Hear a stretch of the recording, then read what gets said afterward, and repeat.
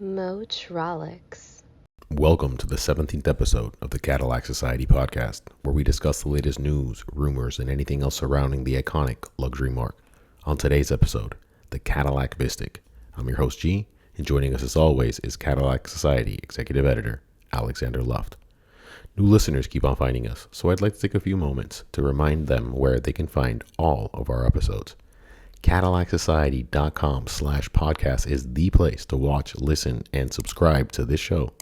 You can also find us in all popular podcatchers. And if you enjoy this show, please share it, tweet it, put it on Facebook, send the YouTube link to your friends. We want even more people to know about the Cadillac Society Podcast. So the Cadillac Vistiq. What do you know? Well, Please. it's been revealed when we publish this, which is Tuesday, November 12th, bright and early in the morning. And the Vistiq is something that Cadillac had, I guess, softly announced at some point several months ago.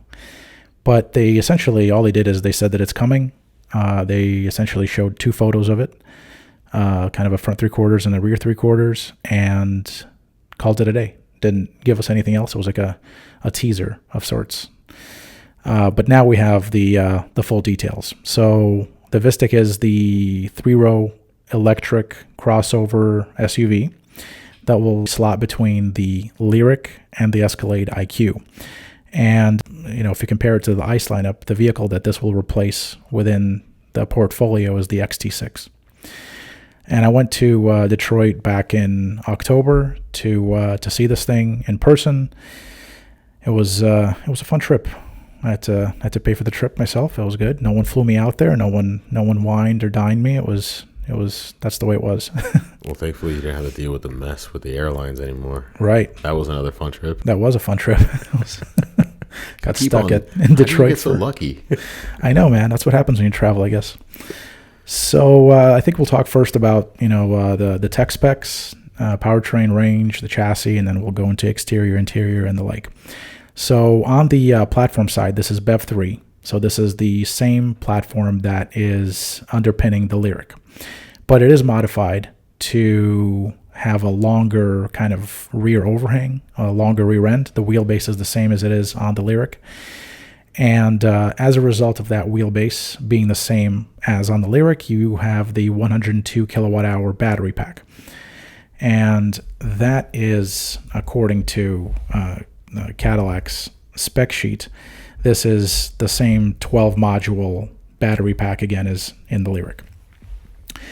The motors, so it's a dual motor, all-wheel drive setup, making 615 horsepower and 650 pound-feet of torque. That is 880 newton meters, in case anyone's keeping track of that. And the reason that someone might want to keep track of that is because that torque rating in newton meters actually explains the badge out back. So the Vistiq will wear the 900E4 badge. And the way that badge breaks down from a kind of a naming or a nomenclature standpoint is that it's 880 newton meters. So what they do is they take the torque rating in newton meters, round it up or down to the nearest 50. In the case of 880, the nearest 50 is obviously 900. And so there you go, 900E for electric, 4 meaning all-wheel drive. And there you go, that's the 900E4 badge. Cadillac also estimates that the Vistiq will offer 300 miles of driving range from a single charge, and all that 615 horsepower and 650 pound-feet of torque enables the Vistiq to sprint from 0 to 60 miles per hour in a very brisk 3.7 seconds when it is in velocity max mode. The Vistiq also comes equipped with vehicle-to-home or V2H bidirectional charging capabilities, which essentially, when paired with some specific bundles like the GM Energy V2H bundle, it allows for the transfer of electric power from the vehicle, so from the vehicle's battery pack, to the home during instances like a blackout. From a charging standpoint, it is capable of DC fast charging. So you can essentially charge it to 79 miles of range in about 10 minutes. using DCFC. And then there is essentially, the lesser charging options, less powerful or less electric, if you will.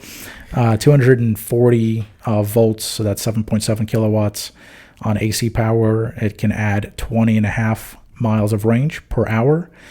240 volts at 11.5 kilowatts AC power can deliver 28.5 miles of range per hour of charge, and then the 19.2 kilowatts can deliver 46.7 miles of range per hour of charge. So essentially it's the same kind of charging as the Lyriq has. There is, from a suspension standpoint, the chassis damping control, or CDC. So it's not MRC, like magnetic rheological damping. This is CDC. So you can think of CDC as kind of Magna-Ride light. It's not as advanced. It's not as responsive. It doesn't use the magneto-rheological fluid that MRC does. But this is a premium level damper that is still kind of sort of reactive. It actually is reactive. I should take away the kind of sort of. And here's the cool part. So the chassis itself, the damper itself, it's CDC, like I said. But then the Vistiq will offer available air ride adaptive suspension. So the air ride adaptive suspension enables the Vistiq to essentially go up and down on demand. So if you want to increase ground clearance, you can, at a flip of a button, make it go up. If you want to, make it kneel for easier ingress and egress, it can go down. It's essentially what the Escalade has offered, and I believe the only vehicle in the Cadillac portfolio to date that has offered the air ride adaptive suspension has been the Escalade. So essentially now takes that and brings it to the Vistiq. The Escalade IQ will be another one that offers this, by the way. So that combination right there results in kind of a very smooth ride and handling capabilities. And of course, the EV powertrain, it delivers instant torque. It's a typical EV with gobs of power and gobs of torque. There are a few other surprises, though. For instance, there is active rear steer. So the rear wheels can turn, and they essentially do this not for the sake of party tricks, which we've seen on other GM electric vehicles, with things like the Hummer EV crab walk, right? You can drive diagonally. It's now recently come to the Silverado EV RST as well. In the case of the Vistiq, and really the whole purpose of active rear steer, regardless of the vehicle, it is to really improve the maneuverability of the vehicle and to decrease the turning diameter. So that in and of itself, it kind of makes the vehicle feel smaller, more agile to drive, even though this thing is quite big overall. In fact, it's 205 inches long. So it is, even though it replaces the XT6, it is just about 7-8 inches longer than the XT6 in overall length. And you can see that just by, the longer dash to axle ratio than the XT6. I'll get into that in a second. Is that replacing the XT6? Eventually, it probably will. Not eventually, actually. I should rephrase that. Soon. Oh. It probably will. Oh. Yeah. The XT6 is not long for this world, as is not the XT5 and the XT4 as well. So all the XT whatevers, 4, 5, and 6, all those will be going away soon, at least in the North American market. Okay. It's a bit different for China. There will be an XT5. The XT4 will stay in China, and the XT6 will get, from what I know, it's going to get an update in China. Okay. That's not going to happen here. I just wanted to make sure that I heard that right. Oh, yeah. You said that they were going to be replaced, and I'm like, replacing? And you're like, yes, yeah. Soon. Just like the Lyriq replaces the XT5 in North America, just like the Optic will replace the XT4 in North America. In the case of the Vistiq and the XT6, I think that will happen sooner rather than later. Much sooner. An ICE line for an EV line. Yes. Okay. So that's active rear steer and the wheels. So 21s are standard, 22s are available, 23s are also available, and this is a huge wheel. The 23s are big. It's just 1 inch smaller than the 24s that are offered now on the 2025 Escalade, the refreshed 2025 Escalade with the internal combustion engine, and Also the Escalade IQ, which will also offer 24s. That's essentially the tech part of it and the powertrain part of it. The exterior, if you look at this car, it looks very nice. And if you kind of take maybe squint a bit and just kind of not look at the details, you might see a lot of XT6 in there, just in the general shape and the general demeanor of the Vistiq. It really looks like an XT6 just from a form standpoint. Like I said, 205 inches in length, so it is quite a bit bigger than the XT6, which measures in at 198.5 inches in length. The wheelbase is the same as the Lyriq, but the Vistiq having that third row and a different roof configuration at the rear, it does result in more overhang to really accommodate both of the third row. The details are really nice, I think. Having seen this in person, they had a really nice blue one there on the floor of where they debuted it, and it was a sport model. It looks sharp. It has that black crystal shield grille, or we call it a grille, but it's just a shield with the LED patterning. It looks really nice. The third row windows, essentially the windows between the C and the D pillars, have this really nice Cadillac Mondrian pattern graphic. That was kind of a big question mark, is whether or not this will make it to production, because the initial photos that Cadillac showed did not have this etching on that glass. The production model will have that. It looks nice. I don't know if it's for everyone. I don't know if everyone will like it. But in person, I actually enjoyed it quite a bit. And a few other details here on the exterior. So like I said in just a few minutes ago, the dash to axle ratio is longer. So that's the space between the front axle and the beginning of the dash. So one of the things with the XT6 that's always kind of rubbed me the wrong way personally is it just looked plebeian. The stance looked plebeian. It just didn't have... had a short dash to axle. It didn't have any of the components of a luxury vehicle. Typically a luxury car has a very pronounced longer dash to axle because actually GM speak for dash to axle is BOFFA. So that's BOFFA, ball of foot to front axle. That's their internal term from a design lab standpoint. But the XT6 had this really short BOFFA or dash to axle, whatever you want to call it. And it just kind of gave it this, it took away all the premium level feeling. It just it's the same dash to axle as the Chevy Blazer, GMC Acadia, everything that's based on that C1 platform. In the case of the Vistiq, they fixed it. They fixed it just like with the Lyriq. It has a nice long dash to axle, and that really gives it that kind of cab rearward stance, demeanor, if you will, which I really like. One other minor detail that I think our listeners and viewers will appreciate is that the D-pillar sail panel, the way that D-pillar overall is designed. So it kind of features a very sharp kind of angle, and designers told me that the way it looks, it was inspired by the CTS-V wagon, which if you look at it side by side, it does have some similarities. It's not directly, a carryover, which obviously it shouldn't be. These are different vehicles with, very different purposes. But that's kind of cool. I thought that was a neat touch. Other than that, the taillights, I really do like the taillights with the way that they're positioned. They have essentially the dual tier taillight treatment, with the upper tier having this vertical treatment up top that then curve inward toward the Cadillac logo, essentially, and then the bottom tail lamps themselves. So the top ones are the actual running lamps, whereas the actual tail lamps, meaning the brake lamps, the turn signals, those are the vertically oriented bottom lamps, and they do have a very nice, some very nice detailing about them. They look quite sharp, and they do have this nice, also this kind of outward protrusion, if you will. They kind of move outward. To the lower they get, to right towards the bottom, they kind of move to the outboard of the vehicle. So it looks quite good.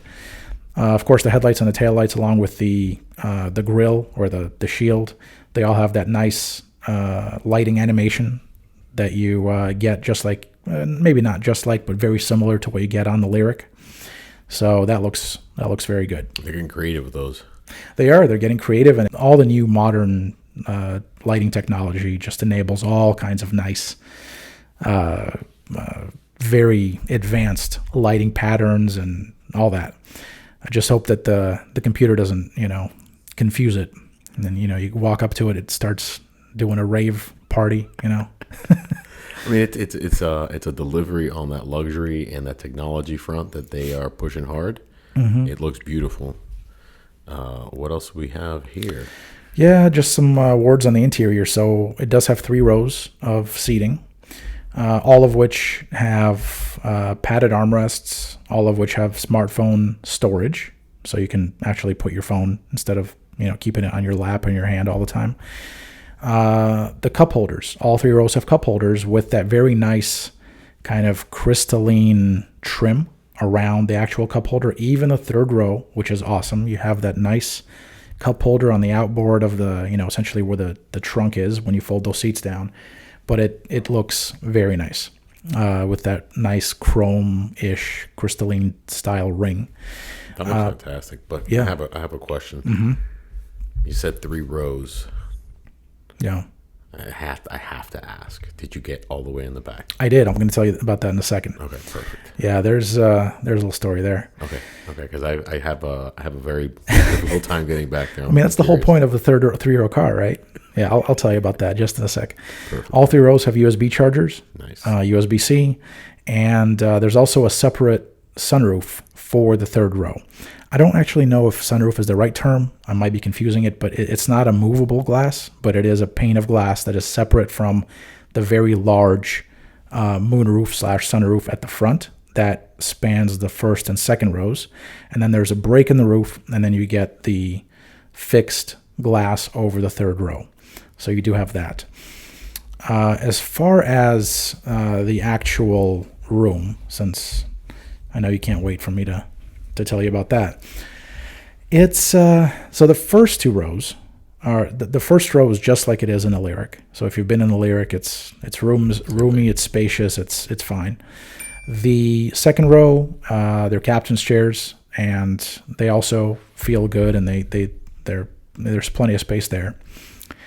They do slide back and forth, just like as they should with the captain's chairs. They should do that.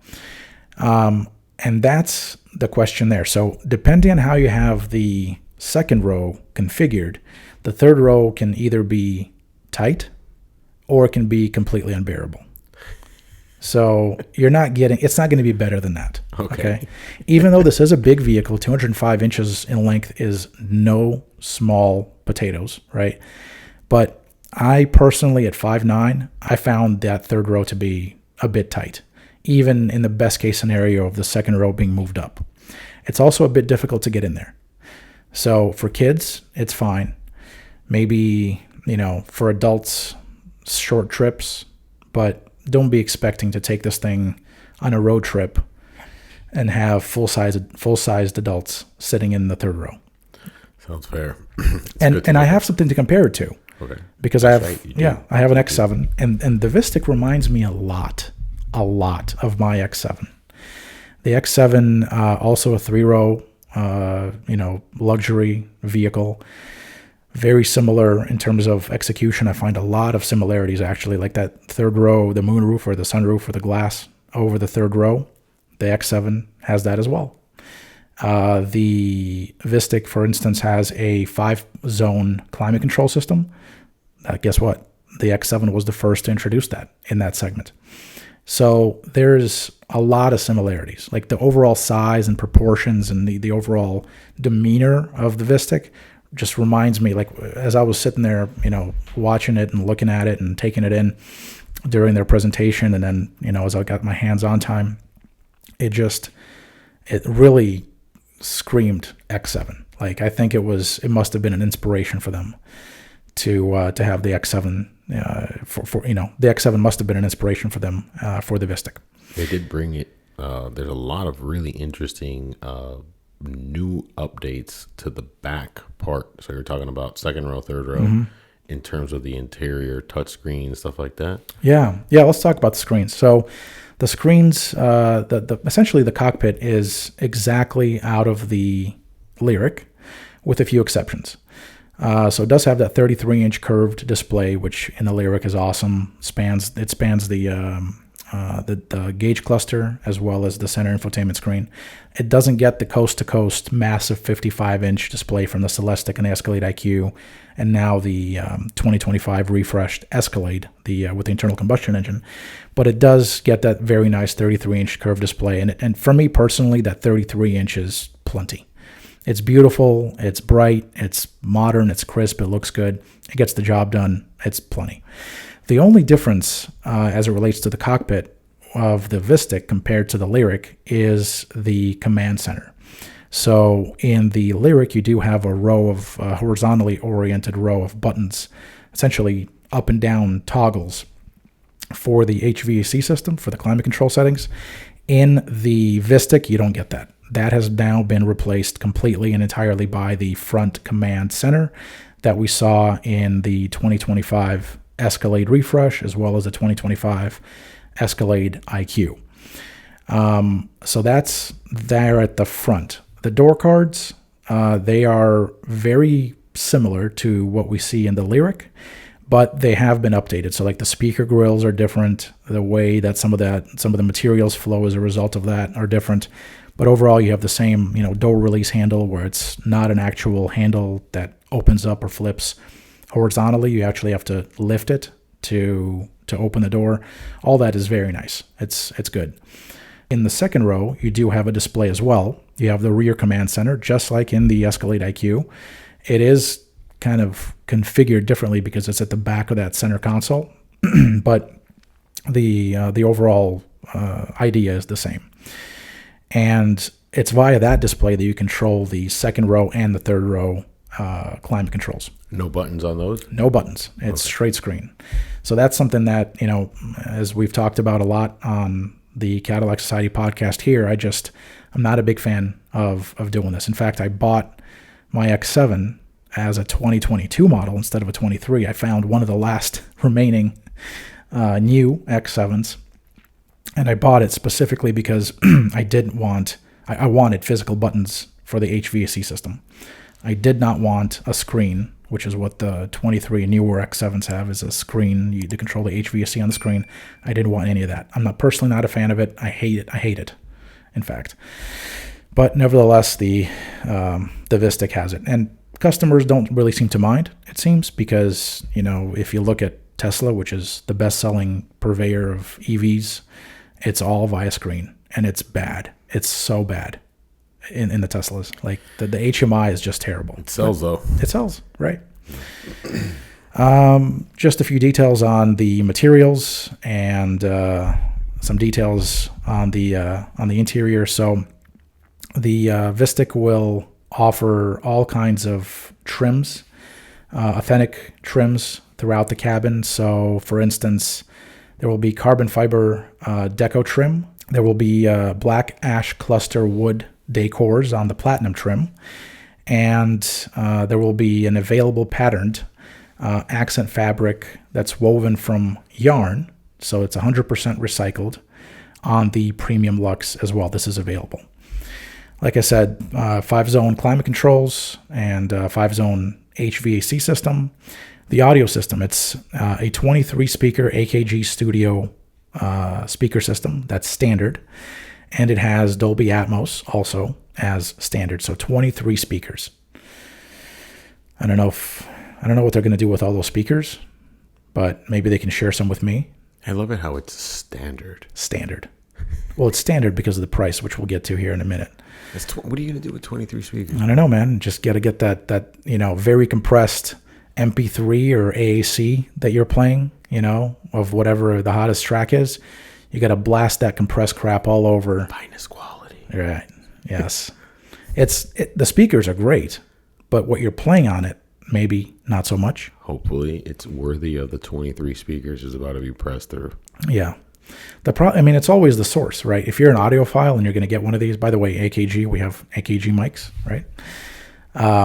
But if you're essentially, if you're an audiophile, you're not going to be playing MP3s and streaming, Apple Music or Google Music or Android Music or Spotify, because that just kind of kills the quality. Now, I know some of those have started to offer a higher bitrate style track.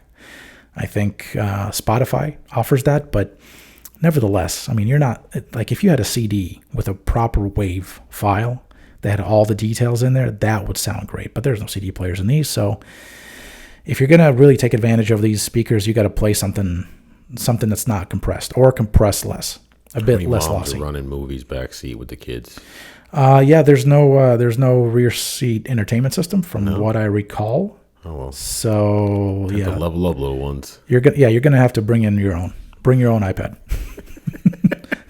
Bring your own devices. By the way, those who don't know what Dolby Atmos is, of course, it's a sound format that kind of it renders individual sound sources through separate channels to create this very, very immersive 3D-like experience. So it's very nice.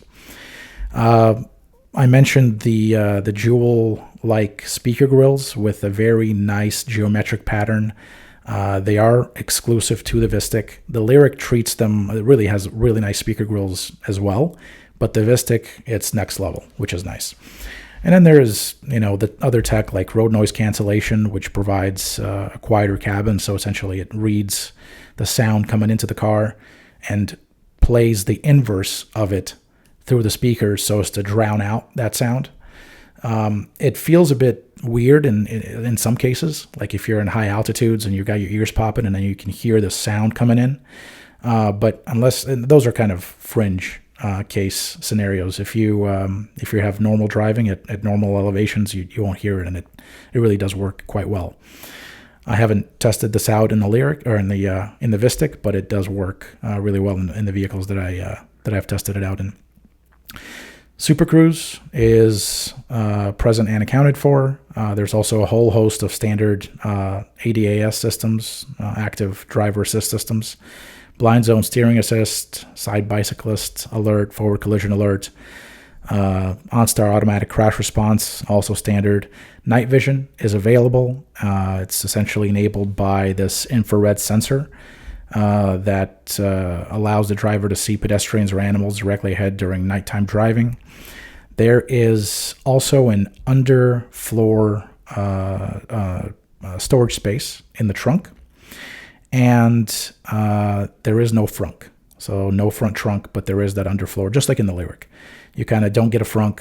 They decided to package all of the components into what's essentially under the hood, and then provide you a nice little storage bin below the trunk, primary trunk space itself. So you do have a very cavernous space there. Really? They tied it up very well. They did a great job. It looks very good from an exterior standpoint. The interior is good. I really did like the interior. Like I said, I'm not a big fan of these, front command center, rear command center, these screens, but I really do like just the overall feel of the cabin as a whole. I did find that the materials were a bit too hard in some places. Like the armrests, they're soft. The material itself is soft, but whatever is underneath that armrest, it's hard. It's hard. And this might be that, the unit I was looking at is a pre-production unit. They have not started series production yet. We'll talk about that in a minute. But overall, it's just not, in some places, it's not, I'm used to being pampered by my X7. Everything in the X7 is silky smooth, buttery soft, the leather, the line, everything, like the dash, the armrests, the crystal shifter that's in mine. It's just beautiful. I couldn't find a single flaw. Like that's the reason I bought the X7, is that the interior, I like the Escalade. I was between the Escalade and the X7, and I like the Escalade quite a bit, especially for the room. I don't need all that room, but it's nice to have, right? But it still feels like the door handles on the Escalade. They feel like your typical GM truck, like they're straight off of the Silverado. Not a problem if you're buying a Silverado, but a problem when you're buying an Escalade that's worth $100,000. or more, right? And so my X7, not that this is a BMW show, right? But this is just one of the reasons I bought the X7. It's because the handles. I mean, they did something. I don't know what they did, but the engineering in the outboard, the exterior door handles of the X7 is just, oh my God. I mean, luxury is very, very tangible in that vehicle. Yeah. I see that move being made by GM. They're executing it better and better as it comes along. Yep.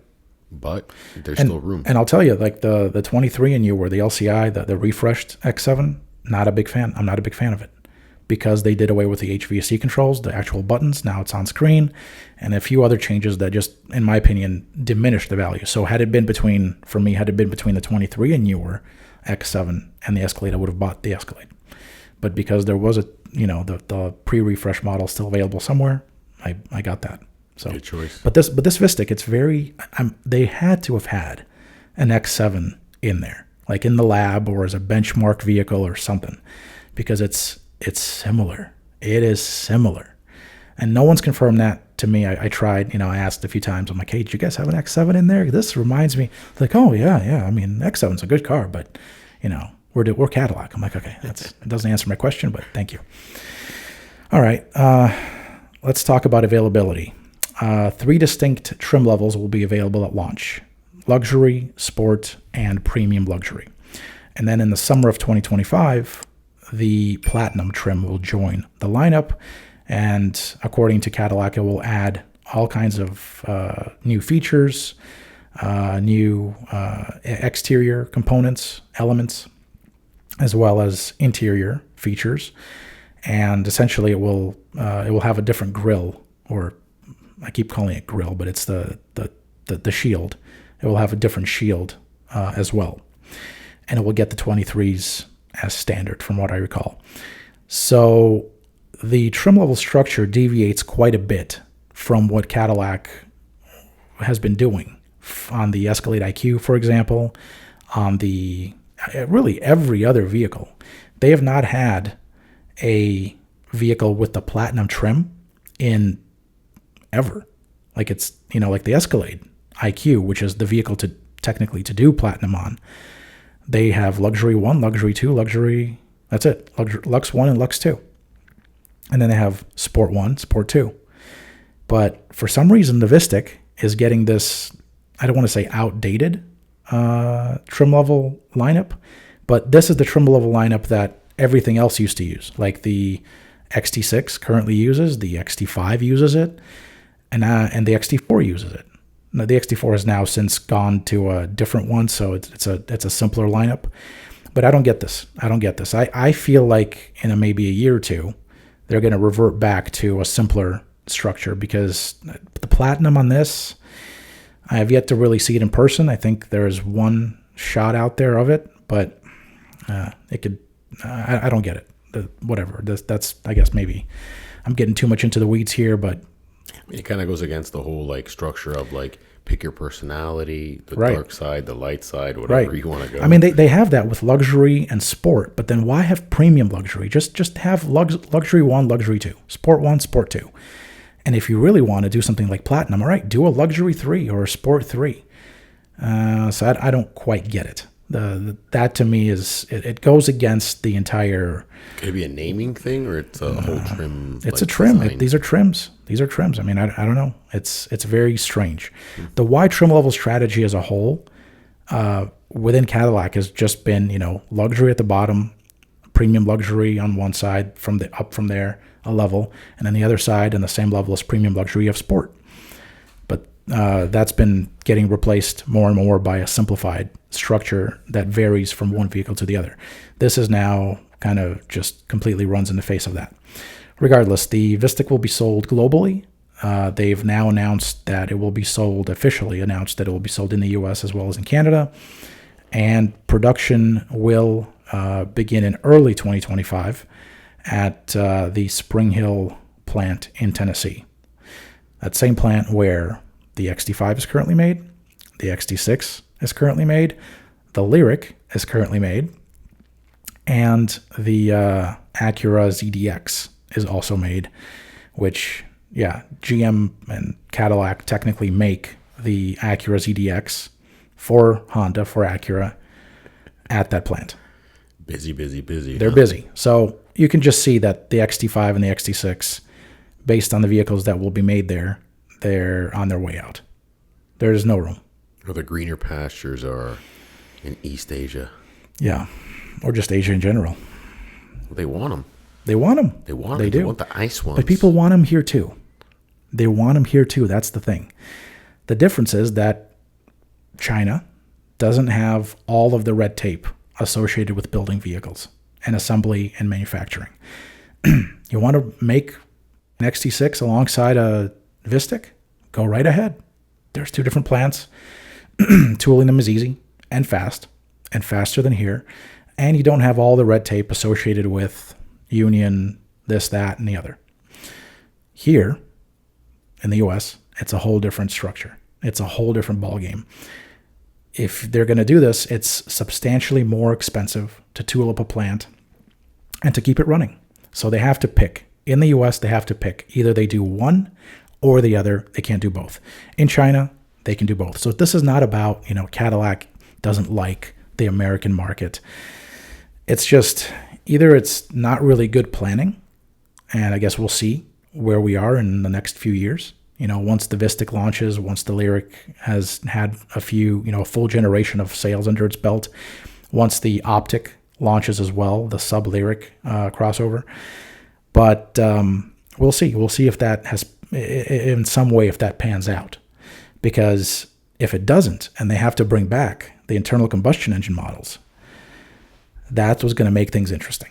Because you're talking about going and losing those years of R&D, the refresh, the completely just getting a ground up brand new model. All that stuff is kind of going away in this EV push. There's a few things that have changed recently in terms of maybe availability of cheaper fuel in the future. That may weigh in all of this. It may not. And we got to see how, what the Trump administration does as it relates to, EV tax credits, right? Like I don't know. If I were Cadillac right now, I would not be discontinuing any internal combustion engine models. I would add one, right? But they can't. They just don't have the room in that plant. So maybe they should have built it at a different plant. I mean, if they would have this with an internal combustion engine. I know. Dude. I know. Imagine this with the twin turbo V6 from the CT6 or from the CT5, the 550T. So they could do that. They could have done this with the Blackwing engine, like a Vistiq V. I just didn't know if it would have fit, but it does have enough room. It's got a lot of room. I mean, that the whole purpose of stretching that dash to axle is one, so they can fit that battery pack, within the wheelbase. And that's the whole point of why it's so long. It's because it needs to accommodate that battery pack. But if this were a nice vehicle and it had that longer dash to axle, that would probably mostly go to accommodate a bigger engine under the hood. That would have been a beautiful combination. I know. Blackwing engine. But guess what? This is still faster. This is an EV. It's still faster. I'm just saying, if things do not continue to play out as they have, hopefully, they had an idea of how this was going to, the market was going to react. The incentives helped enormously. It's Tesla. They're all chasing, Cadillac is chasing Tesla. They see what the Model Y is doing. And it's just like, those cartoons with like Bugs Bunny or something, and you got like carrots in the eyes or hearts. Well, in the case of Cadillac and GM, it's just dollar signs. They look at Tesla and the success that has become the Model Y from a sales standpoint. I don't think it's a success from a product standpoint. I think it actually sucks. But you look at that, and it's like I don't blame them. I can see exactly, what? It's the world's best-selling car. What?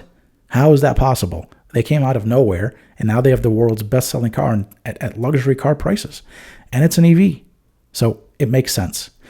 They'd like to capitalize on that success and pull a few customers their way with vehicles like the Lyriq and the Vistiq. They're doing it with the Lyriq, hopefully with the Vistiq as well. maybe it works out for them. If it doesn't work out for them, though, we'll see. I have not yet told you about the pricing. So, ready? What's the damage?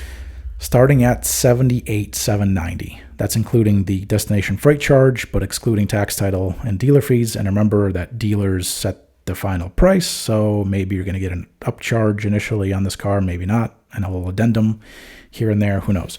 But essentially, let's just round it up to $80K starting for a baser. So by the time you get to the platinum, you're like, what, $100K in? Yeah. High 90s, low hundreds. Yeah. And you can buy a lot of cars for that amount of money. A lot of very, very, very good cars. You can buy an X7. You can buy a GLS class. Escalade. You can buy an Escalade ICE model for that much. That's roughly where they're transacting right now. And the only thing that really kind of, that's a positive here is that even at this price point, the Vistiq is kind of in a class of itself. That's it. It's in a class of itself, by itself. There's nothing else. I mean, they told me that they're looking kind of sort of at the Lucid Gravity, right? The Tesla Model X is kind of sort of in this space, even though it's smaller and it's less roomy, and the third row is, horrendously configured. So that's essentially it. But that's the Vistiq. Fantastic. Well, before we wrap this up, anything else you want to say? I guess we'll see. We'll see how this plays out. I think the Vistiq is a very good-looking car. I think the interior is good, the exterior is good, the powertrain's good. Come on, a three-row vehicle, family vehicle, yeah, with how much? With 615 horsepower and 650 pound-feet of torque. I mean, that's more than the X7 M50i, like the X7 with the V8, the really coveted engine, the 4.4 twin turbo. That's more than that. So it's good. It's good. This thing works on paper, and it's an EV, and it's coming into a segment, like I said, all to itself, almost all to itself. There's a few models, like I said, they have to watch out for. So this is an interesting proposition. It's an interesting proposition at an interesting time. I just hope that they have their forecasts as it relates to energy and fuel and all that and customer interest. I hope that they have all of it, squared away properly. I mean, their offerings have been on point. They're beautiful. Mm-hmm. This one is no exception. Yep. All right, everyone. Thank you for joining us on the 17th episode of the Cadillac Society Podcast. You can find this show at CadillacSociety.com/podcast and on the Metrolix Network YouTube channel. Please remember to hit that like button and give us a follow or subscribe. We're also on your favorite podcatchers, so be sure to subscribe and leave a review there. If you would like us to discuss something specific, you can now suggest a topic by going to CadillacSociety.com/podcast. And as we mentioned earlier, if you enjoy this show, please share it, tweet it, put it on Facebook, send the YouTube link to your friends. The more people that know about the Cadillac Society Podcast, the merrier. Motrolix. Cadillac Society is an independent enthusiast website and podcast and is not affiliated with, sponsored by, or otherwise associated with Cadillac or General Motors.